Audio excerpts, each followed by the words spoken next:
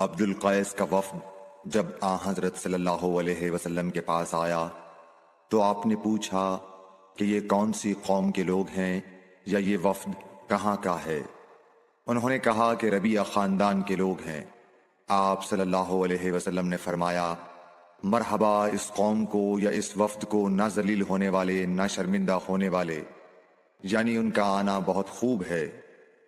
وہ کہنے لگے، اے اللہ کے رسول صلی اللہ علیہ وسلم، ہم آپ کی خدمت میں صرف ان حرمت والے مہینوں میں آ سکتے ہیں، کیونکہ ہمارے اور آپ کے درمیان مضر کے کافروں کا قبیلہ آباد ہے۔ پس آپ ہم کو ایک ایسی قطعی بات بتلا دیجئے جس کی خبر ہم اپنے پچھلے لوگوں کو بھی کر دیں جو یہاں نہیں آئے، اور اس پر عمل درآمد کر کے ہم جنت میں داخل ہو جائیں۔ اور انہوں نے آپ سے اپنے برتنوں کے بارے میں بھی پوچھا۔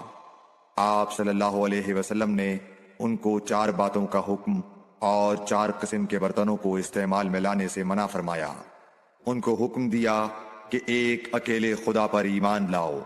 پھر آپ صلی اللہ علیہ وسلم نے پوچھا کہ جانتے ہو ایک اکیلے اللہ پر ایمان لانے کا مطلب کیا ہے؟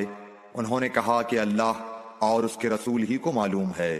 آپ نے فرمایا کہ اس بات کی گواہی دینا کہ اللہ کے سوا کوئی معبود نہیں، اور یہ حضرت محمد صلی اللہ علیہ وسلم اس کے سچے رسول ہیں، اور نماز قائم کرنا اور زکوٰۃ ادا کرنا اور رمضان کے روزے رکھنا، اور مال غنیمت سے جو ملے اس کا 5واں حصہ مسلمانوں کے بیت المال میں داخل کرنا، اور 4 برتنوں کے استعمال سے آپ صلی اللہ علیہ وسلم نے ان کو منع فرمایا، سبز لاکھی مرتبان سے، اور کدو کے بنائے ہوئے برتن سے، لکڑی کے کھودے ہوئے برتن سے، اور روغنی برتن سے، اور فرمایا کہ ان باتوں کو حفظ کر لو اور ان لوگوں کو بھی بتلا دینا جو تم سے پیچھے ہیں اور یہاں نہیں آئے ہیں۔